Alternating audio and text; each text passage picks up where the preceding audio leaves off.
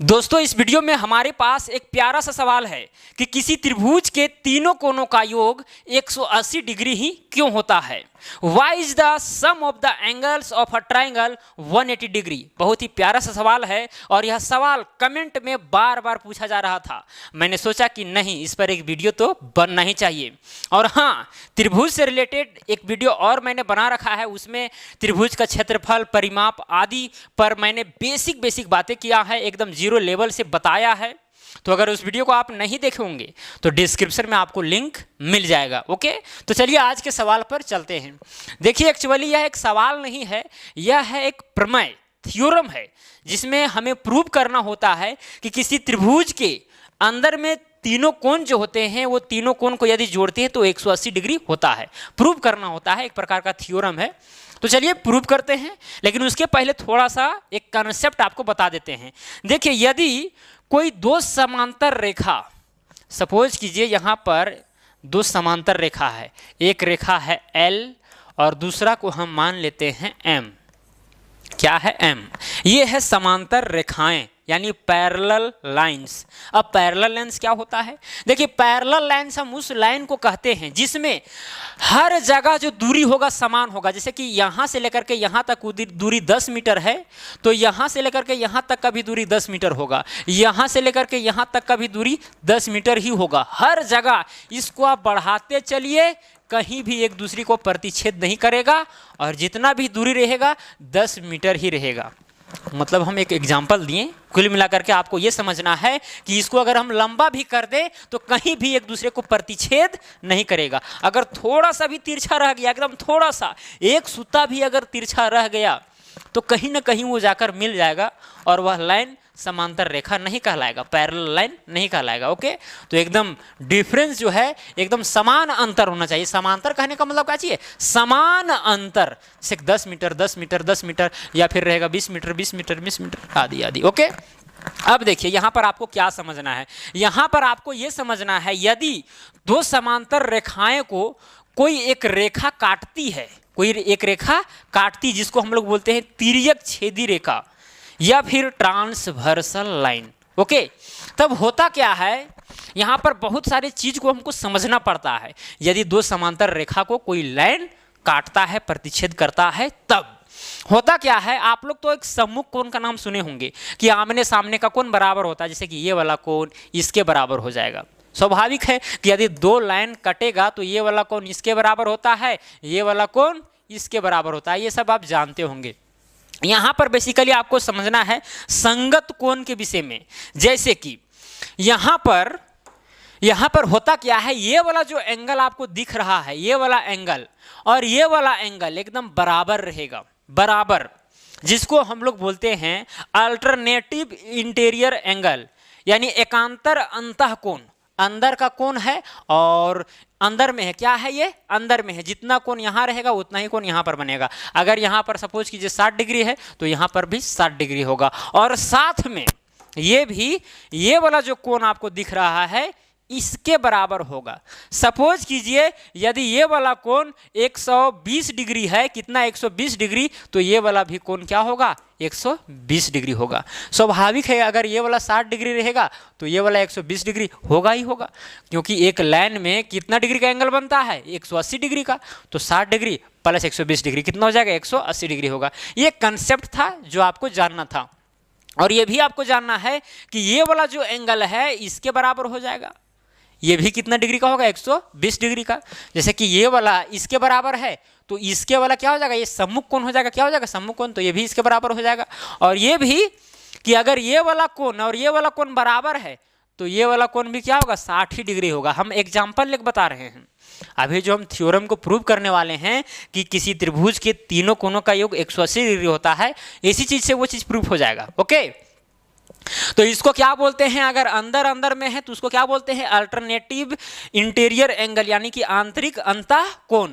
और इसको क्या बोलेंगे? संगत कोण। जैसे कि ये वाला कोण इसके बराबर है, मतलब अंदर है कि बाहर, उससे मतलब नहीं है, लेकिन बराबर है, तो उसको क्या बोलेंगे हम लोग? संगत कोण बोलेंगे। ओके, चलिए समझ में आ गया होगा। अब हम लोग प्रूव करते हैं। क्या करते हैं?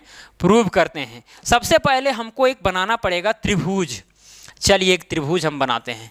ये देखिए एक त्रिभुज है, एक त्रिभुज हम यहाँ पर बना दिए, नाम दे देते हैं ए बी और सी। अब करेंगे क्या, ए के BC के समांतर हम यहाँ पर एक लाइन खींचते हैं। BC के समांतर होना चाहिए, कोई जरूरी नहीं कि BC के समांतर ही रहेगा, हम AB के समांतर भी यहाँ से एक लाइन खींच सकते हैं, समांतर पैरेलल।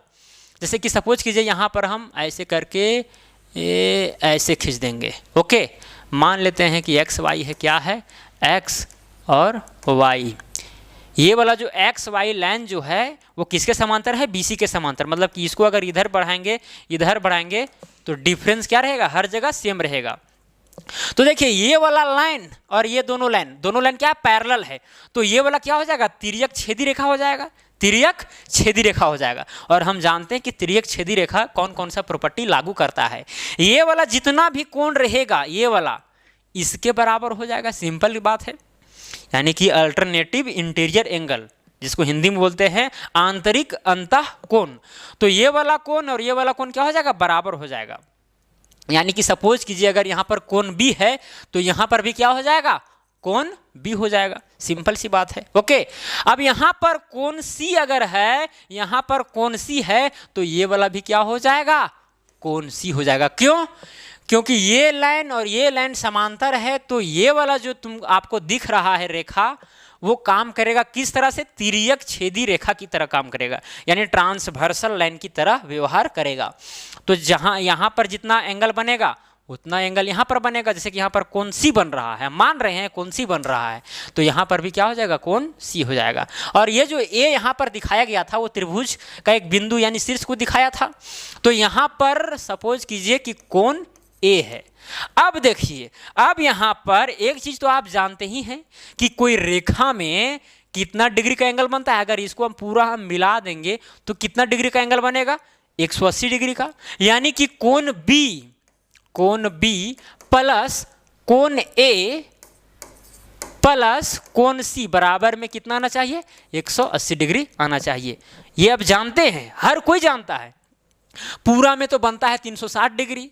अरे भाई ये लाइन है, अब ये लाइन का आधा ही आपको लेना है, यानी 180 डिग्री होगा। पूरा बनता है, पूरा सर्कल ले लेंगे तो वहाँ पर केंद्र में 360 डिग्री का एंगल बनेगा, लेकिन हम आधा ही ले रहे हैं तो 180 डिग्री का बनेगा। यानी कोण B प्लस कोण A कोण C, ये वाला एंगल, ये वाला एंगल और ये वाला एंगल, तीनों को जोड़ेंगे तो 180 डिग्री आएगा। अब कुल मिलाकर के बात वही हो गया, यानी कि कोण A प्लस कोण B प्लस कोण C बराबर में 180 डिग्री। देखिए यहीं पर तो प्रूफ हो गया। अब यहाँ पर देख सकते हैं कि यहाँ पर भी A है, B है, C है, जो त्रिभुज के अंदर का कोण है। कोण ये जो आपको दिख रहा है ये वाला, वो अंदर त्रिभुज के अंदर वाला है, और ये जो C दिख रहा है वो भी अंदर वाला है, और ये B अंदर वाला है। तो इस तरह से 180 डिग्री प्रूफ हो जाता है। आपको समझ में आ गया होगा, ये मुझे उम्मीद है। सिंपल सी बात है, जो आपको कॉन्सेप्ट पहले हम बताए थे समझ गए होंगे, तो फिर ये भी चीज़ आपको समझ में आ गया होगा। ओके, चलिए छोटा सा और हम जान लेते हैं चतुर्भुज। चतुर्भुज में चारों कोणों का योग कितना होता है, चतुर्भुज में चारों कोणों का योग होता है 360 डिग्री। क्यों होता है उसके विषय में भी थोड़ा सा जान लेते हैं।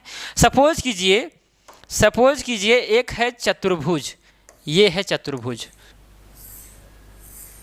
ये है चतुर्भुज।